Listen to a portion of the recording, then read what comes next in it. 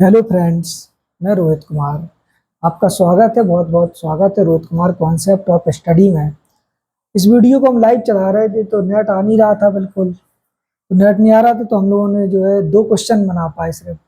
2 question के बाद ये नेट बिल्कुल काम ही नहीं कर रहा था, तो हमने जो है फिर इसका वीडियो बनाने की कोशिश की। पहले ये लाइव चल रहा था, तो सवाल ये था कि एक 10 माइक्रोफैरड के संधारित्र का विभवांतर 100 वोल्ट से 200 वोल्ट कर देने पर इसकी ऊर्जा में परिवर्तन ज्ञात करो। इसकी ऊर्जा में क्या ज्ञात करो?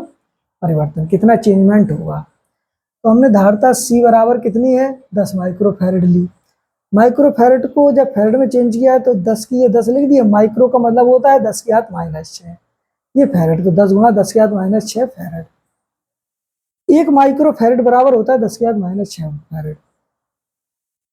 कोई संधारित्र जिसका वोल्टेज पहले 100 था, बाद में हमने वोल्टेज 200 कर दिया, 100 से 200। तो B1 बराबर कितना हो गया? 100 वोल्ट। B2 कितना हो गया? 200 वोल्ट। स्थितिज ऊर्जा में वृद्धि del U 1/2 CV2 square minus 1/2 CV1 square. ये फॉर्मूला है बेटा। स्थितिज ऊर्जा में वृद्धि डेल U बराबर होता है 1/2 CV स्क्वायर, CV स्क्वायर। तो B पहले कितना था? 100, बाद में कितना हो गया? 200। तो ऊर्जा में वृद्धि कितनी होगी? 200 - 100 होगी। ऊर्जा में वृद्धि डिफरेंस याद करना है। तो हमने 1/2 और C कॉमन ले लिया। B2 का मान 200 रखा, इसका स्क्वायर किया, माइनस 1/2।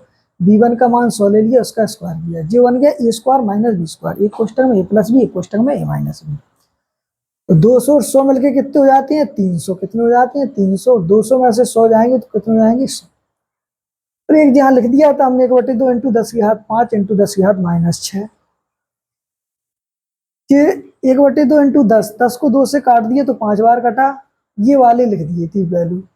ये 10 गुणा 10 की घात -6, ये है 10 गुणा 10 की घात -6, 10 C की वैल्यू। ये वाले इस C की जगह रख दिया 10 गुणा 10 की घात -6। 1/2 10 गुणा 10 की घात -6, 200 प्लस 100 300 हो गए। एक क्वेश्चन में 200 - 100 100 बचे। 1/2 C 200 का स्क्वायर माइनस 100 का स्क्वायर। तो ये इतनी वैल्यू हुई तो काट लिया हमने। 5 15, 6 में से 4 गए 2, तो 15 गुणा 10 की घात -2 जूल। ये इतना आ गया, ठीक है। इसके बाद दूसरा सवाल था। ये सवाल 14, 12, 11, 7 2014, 2012, 11, 2007 में इंटर की विभिन्न परीक्षाओं में तो आते ही आते हैं, और railway group D, TGT, PGT परीक्षाओं के माध्यम से बहुत ही महत्वपूर्ण सवाल है। पीजीटी में आएंगे, पीजीटी में आएंगे, ग्रुप डी में ही आएंगे। साइंस की विभिन्न परीक्षाओं में आते हैं, जिसमें भी साइंस आती है, और इंटर की परीक्षा में तो आना ही आना है। अगला सवाल ये है कि किसी चालक की धारिता में वृद्धि कैसे की जा सकती है। तो किसी चालक की धारिता में वृद्धि हम कैसे कर सकते हैं? किसी चालक की धारिता में वृद्धि, जैसे मान लो ये आपका कैपेसिटर है। ये क्या है आपका? कैपेसिटर। ये कैपेसिटर है, ठीक है। इस कैपेसिटर में आप वृद्धि कैसे कर सकते हैं? इस एक तो इसकी प्लेटों का एरिया बढ़ा दो। इसकी प्लेटों का क्या बढ़ा दो? एरिया बढ़ा दो।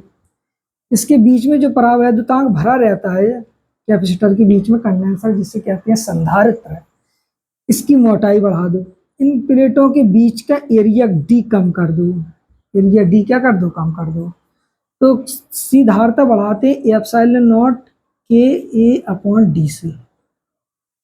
एरिया बढ़ा दो, परावैद्युतांक बढ़ा दो, और निर्वात की विद्युतशीलता एप्सिलॉन नॉट। निर्वात जी वायु, यहाँ पे इसकी विद्युतशीलता बढ़ा दो, और डी कम कर दो। क्या कम करो? प्लेटों के बीच की दूरी कम कर दो, तो उसकी धारिता बढ़ जाएगी। एप्सिलॉन नॉट का मान क्या कर दो? बढ़ा दो। एरिया, एरिया बढ़ा दो प्लेटों का। परावैद्युतांक जो बीच में रखा है, जैसे कांच है, प्लास्टिक है, अलग अलग, इनके बीच की दूरी कम कर दो, तो धारिता बढ़ जाएगी, वृद्धि हो जाएगी। अब एक समांतर प्लेट, वायु संधारित्र की प्लेटों की त्रिज्या 3 गुणा 10 के घात मिलीमीटर तथा धारिता 1 मीटर त्रिज्या वाले आवेशित गोले की त्रिज्या के बराबर है। संधारित्र की प्लेटों के बीच की दूरी याद करो। एक समांतर प्लेट वायु संधारित्र की प्लेटों की त्रिज्या इतनी है, तो त्रिज्या कैपिटल R बराबर 3 × 10⁻² मीटर, ये लिखा हुआ है।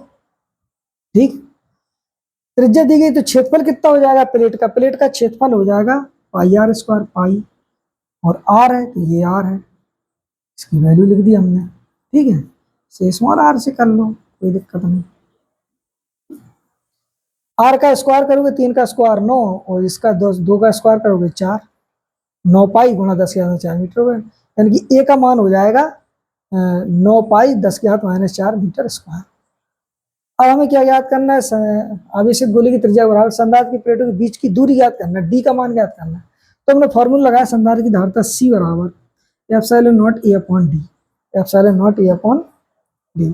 निर्वात या वायु में एप्सिलॉन का मान 1 होता है। ε0 का मान कितना होता है? ये A की वैल्यू रख ली हम लोगों ने, ये 4 पाई ε0 R बराबर ε0 A/d। ये कहाँ से आया ये सब चीजें?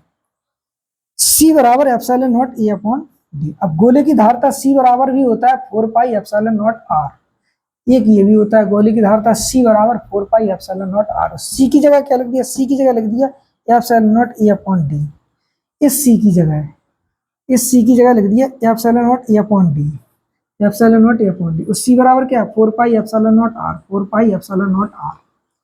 ठीक है, एप्सिलॉन से एप्सिलॉन कट गई, यहाँ कितना बचा? 4 पाई कैपिटल R और ε0 इंटू डी। क्रॉस मल्टीप्लिकेशन किया तो d बराबर हो जाएगा A/4 पाई R। 9 पाई × 10⁻⁴, 4 पाई ये नीचे लिख दिया, और जे आर कैपिटल R जे है 1 मीटर त्रिज्या वाले आवेशित गोला है, जो गोला है एक।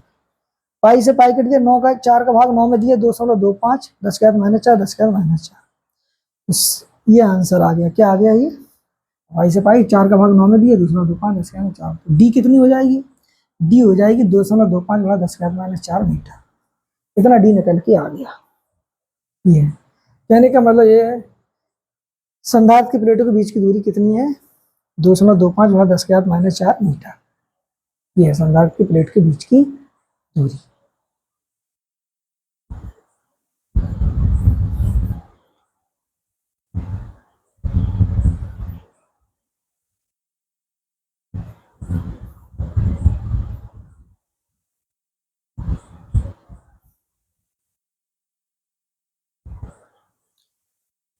अब इनको इरेज करे दे रहे, और हम जो है दूसरे 2-3 सवाल और लेंगे, और उन्हें लेने के बाद फिर हम जो है सॉल्यूशन करेंगे उनका।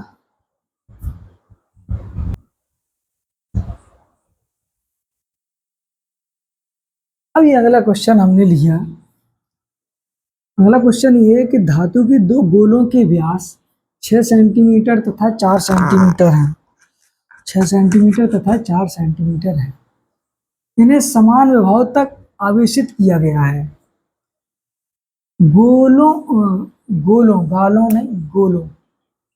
गोलों के आवेश के पृष्ठ घनत्वों का अनुपात ज्ञात करो। धातु के 2 गोलों के व्यास, एक गोला मान लो ये गोला, इसका डायमीटर है 6 सेंटीमीटर, एक गोला ये है, इसका डायमीटर है 4 सेंटीमीटर। इन्हें समान भाव तक आवेशित किया गया। गोलों के आवेश के पृष्ठ घनत्वों का अनुपात ज्ञात करो। समान भाव, कोई वोल्टेज इन्हें समान आवेशित किया गया, इसको जितना इसको जितना। अब इनके पृष्ठ घनत्वों का अनुपात ज्ञात करो। किसका अनुपात ज्ञात करो? पृष्ठ घनत्व। तो कहने का मतलब ये है, प्रथम गोले का व्यास और दूसरे गोले के बाद 2 गोलों का व्यास दिया गया। जब गोले का व्यास डी है, डी है 6 सेंटीमीटर, मान लो R1 कितनी हो जाएगी? 3 सेंटीमीटर। यहाँ D2 कितना है? 4 सेंटीमीटर। R2 कितनी हो जाएगी? 2 सेंटीमीटर। कितनी हो जाएगी? 2 सेंटीमीटर। ये है। अब पृष्ठ घनत्व तो ज्ञात करना है। तो पृष्ठ घनत्व बराबर क्या होता है? इसका पृष्ठ घनत्व मान लो σ1 Q/A होता है। कितना होता है? Q/A। तो ये हो जाएगा Q/A। A का मतलब पृष्ठीय क्षेत्रफल है, यानी कि 4 पाई R1²। अब इसका आया पृष्ठ घनत्व σ2 तो क्यू अपॉन ए, तो क्यू अपॉन 4 पाई R2 स्क्वायर, कितना हो जाएगा, R2 स्क्वायर हो जाएगा, कितना हो जाएगा, R2 स्क्वायर हो जाएगा, ये है, ठीक है।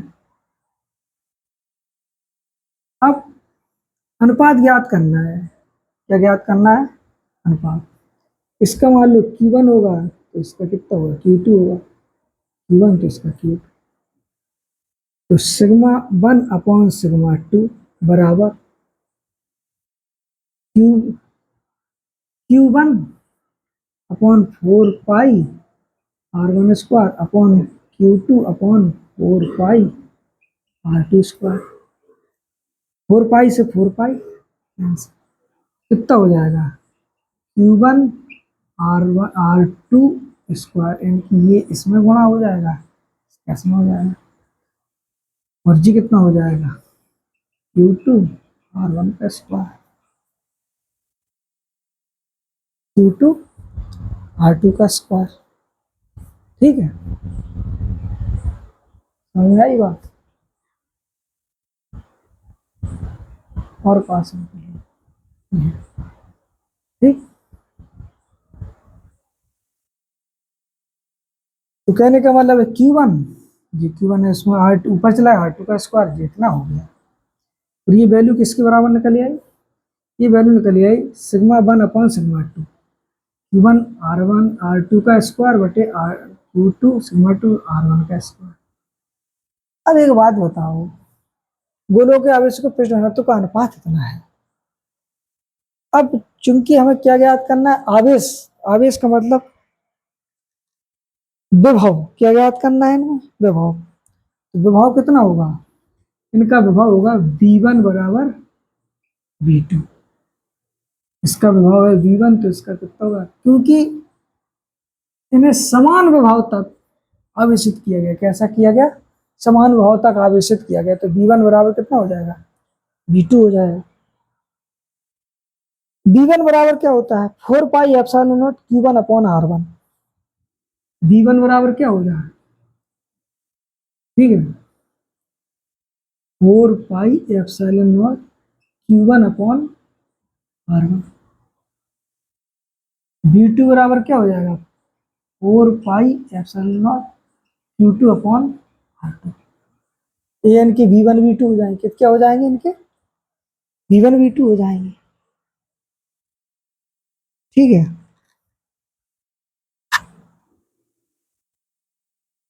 V1 बराबर कितना हो जाएगा, Q1 अपॉन R1, ठीक है, 1 अपॉन में किसमें है, 1 upon 4 pi epsilon not, 1 upon 4 pi epsilon not Q1 upon R1, 1 upon 4 pi Q2 upon R2। अब ये देखो आप, क्या देखो कि Q1 और Q2, ठीक है, R2 स्क्वायर इतना है, ये कहने का मतलब ये हो जाएंगे Q1 अपॉन R2 का स्क्वायर, कितना हो जाएगा, जी है।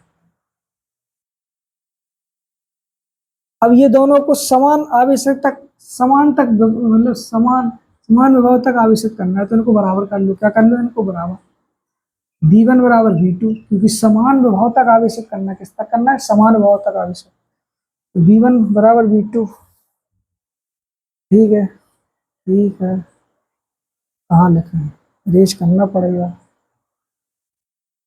ये वहां लिख ही नहीं सकते, इधर लिखे दे रहा है,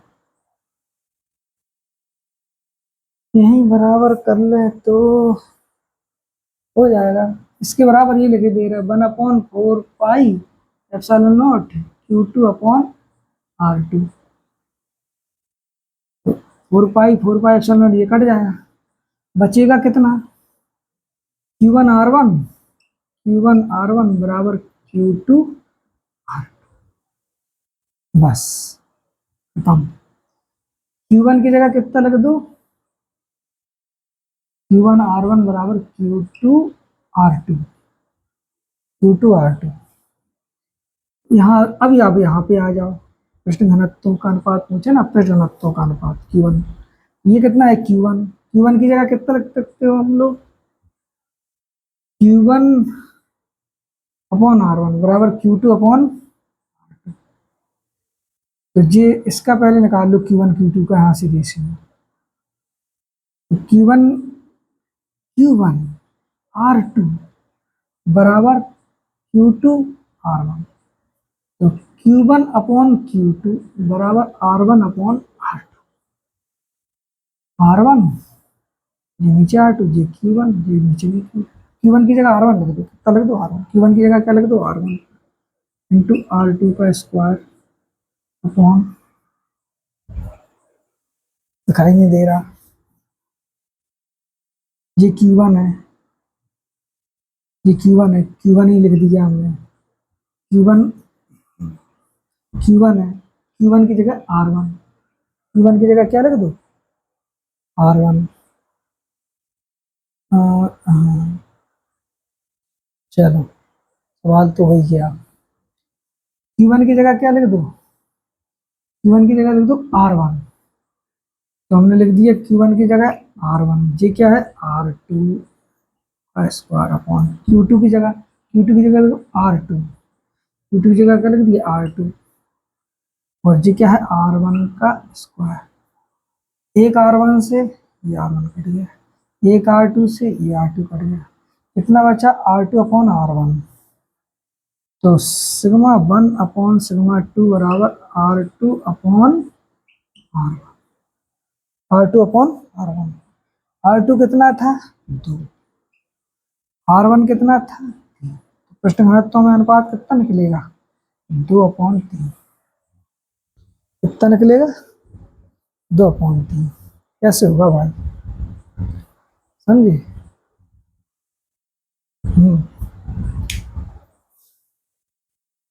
V1 अपॉन V2, V1 का मान 1/4 Q1 अपॉन R1 बराबर V2 इतना Q2 upon R2, 4 pi upon epsilon not, 4 pi epsilon करेंगे Q1 अपॉन R1 बराबर Q2 upon R2, Q1 R2 करेंगे, Q2 R1 करेंगे, तो Q1 upon Q2, Q1 upon Q2 मिल जाएगा R1 upon R2, R1 upon R2, यही हम यहाँ रख देंगे Q1 R1 का स्क्वायर में Q2 R, Q1 के मान रख देंगे, Q1 का मान R1, Q2 का ये Q2 का मान R2, तो जब हमने Q1 की जगह R1, ये R2 का स्क्वायर, R2 का Q1 की जगह R2, R1 का स्क्वायर, जी Q2 की जगह R2, जे कैंसिल हो जाएंगे, ठीक, तो कितना बचेगा R2 अपॉन R1 2/3, कैसे करेंगे,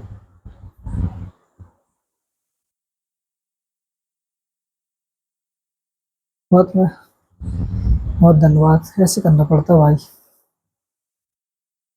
ठीक है, और सारा अलग चीज़ है समझने के लिए है, अगर समझ गए फिर हो जाएगा भाई, समझना बहुत आसान है, बस मेहनत करना पड़ता है थोड़ी बहुत, क्या करना पड़ता है, और कहीं कुछ नहीं है, मेहनत के अलावा कहीं कुछ नहीं है। एक सवाल और ले रहा है, उसके बाद बंद कर देंगे।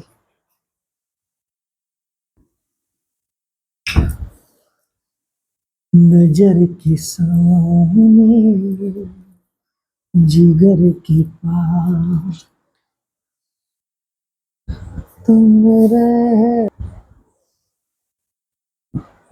ये आखिरी सवाल है, और ये जो है 2022 में आया, एक 50 वाट और 100 वोल्ट लैंप को 200 वोल्ट और 50 हर्ट्ज विद्युत मैन से जोड़ा गया, लैंप को जलाने के लिए उसके श्रेणी क्रम में जुड़े आवश्यक संधारित्र की धारिता ज्ञात करो, एक 50 वाट और 100 वोल्ट लैंप है, ये क्या है, ये 50 वाट की है और 100 वोल्ट की है, इसे 50 हर्ट्ज एसी से जोड़ा गया, किससे जोड़ा गया, इसे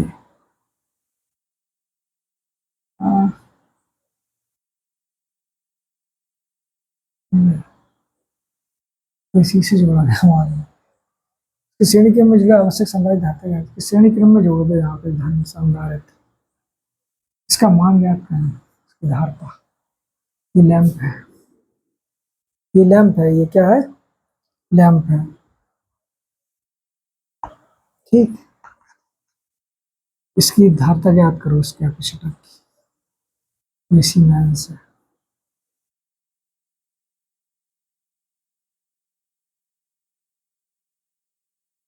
इस तरीके से एक 50 वाट और 100 वोल्ट लैंप को 200 वोल्ट और 50 हर्ट्ज विद्युत लाइन से जोड़ा गया।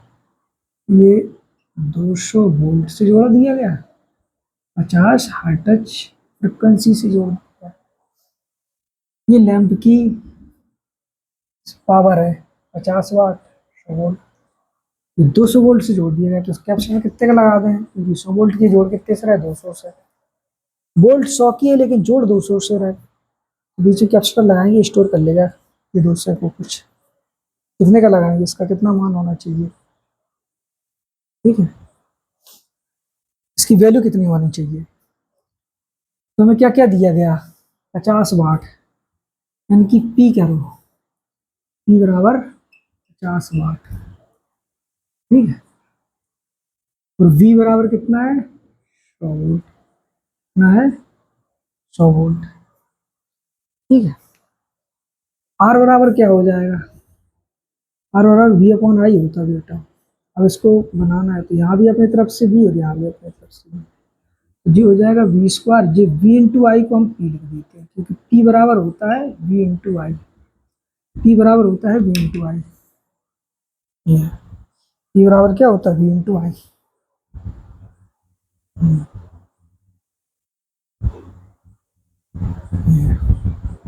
पी बराबर क्या हो जाएगा, वी इंटू आई, ठीक।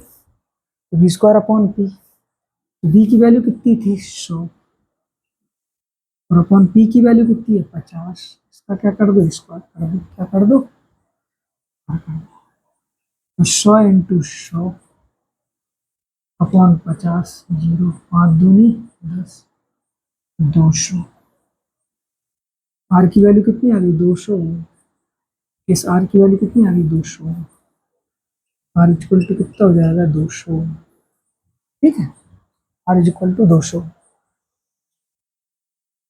कितना आ गया। अब लैंप में प्रवाहित धारा आई बराबर क्या हो जाएगा, लैंप में कितनी करंट बहेगी, आई, आई बराबर क्या हो जाएगा, आई बराबर होता है वी अपॉन आर, आई बराबर क्या होता है, वी अपॉन आर। आर बराबर क्या होता है, वी अपॉन आई, आई कहाँ पहुंच जाएगा ऊपर, तो क्या हो जाएगा, V upon I, V upon R बराबर वी अपॉन आई, तो क्या होगा, जो हो जाएगा पी अपॉन वी, ठीक, ऊपर पहुंच जाएगा अपॉन वी, वी इंटू आई क्या हो जाएगा, वी इंटू आई को क्या लिखते हैं, पी, और आई, जी क्या हो जाएगा, वी, पी कितनी है 50, वी कितनी है 100, कितनी है 1/2 एम्पियर, आई कितनी हो जाएगी, या फिर 0.5 एम्पियर। दिखाई दे रहा कि नहीं, दिखाई दे रहा, बढ़िया, सही है, ठीक है।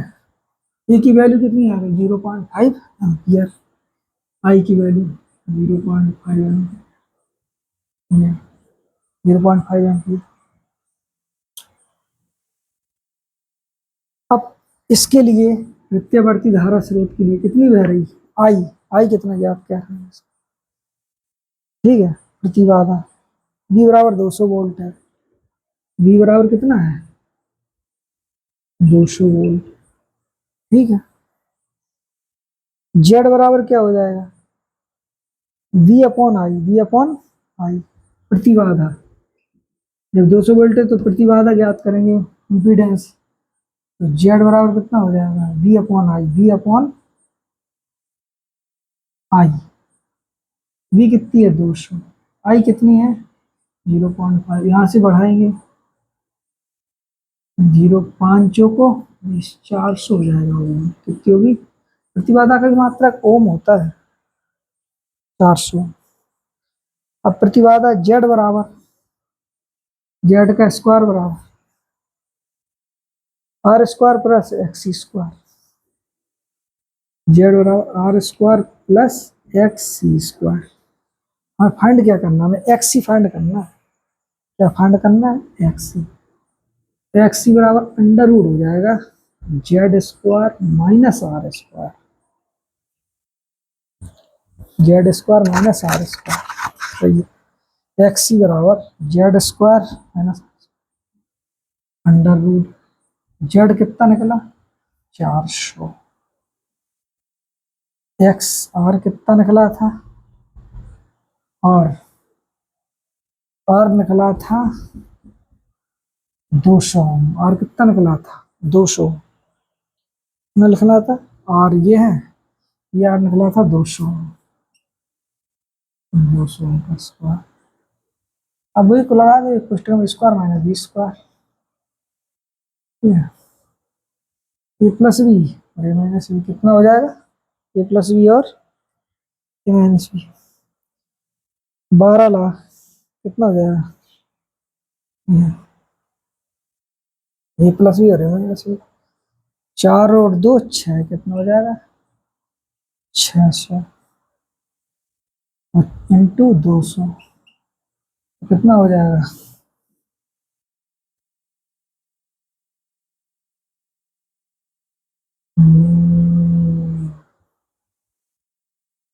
इधर लाओ, इधर करो। 6 दूनी 12 और ये और एक्स सी बराबर क्या बराबर? इसकी वैल्यू कितनी हो जाएगी? 12,000। 346.41। 346.41 कितनी हो जाएगी? 346.41। अब एक्स सी बराबर होता है 1/2 पाई एफ सी। कितना होता है? 1/2 पाई एफ सी।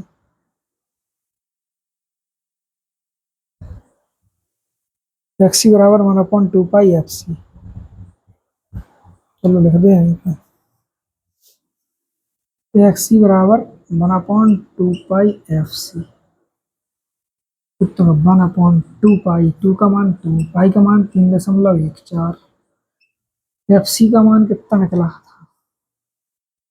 F C 2 pi F C 50 into 346.41। F frequency frequency देगी ये 50 है। ये एफ है तो लिखो भैया 50। सी निकली है ये कितना निकल आया? जी निकल आता है एक्स सी 346.41। यहाँ में से हल करेंगे स्पीड वैल्यू तो कितनी आ जाएगी? 9.19 गुणा 10⁻⁻6 फैरड है।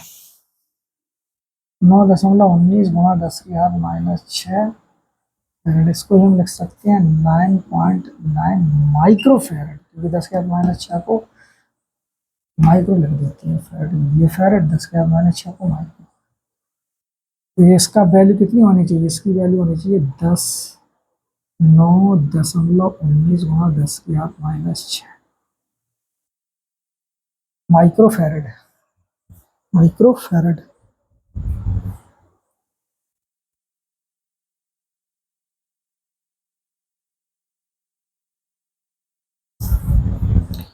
नौ दशमलव उन्नीस माइक्रो फैरड। बस दोस्तों ये हो गया हमारा सवाल।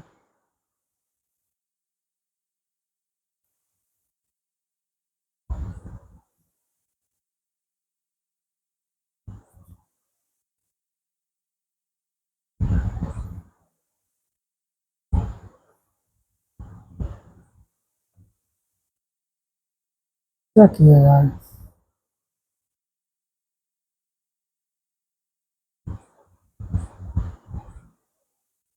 ठीक है। तो आपका बहुत बहुत स्वागत है। आप सभी को बहुत बहुत धन्यवाद हमारी लाइव्स में जुड़ने के लिए और हमारे वीडियो देखने के लिए।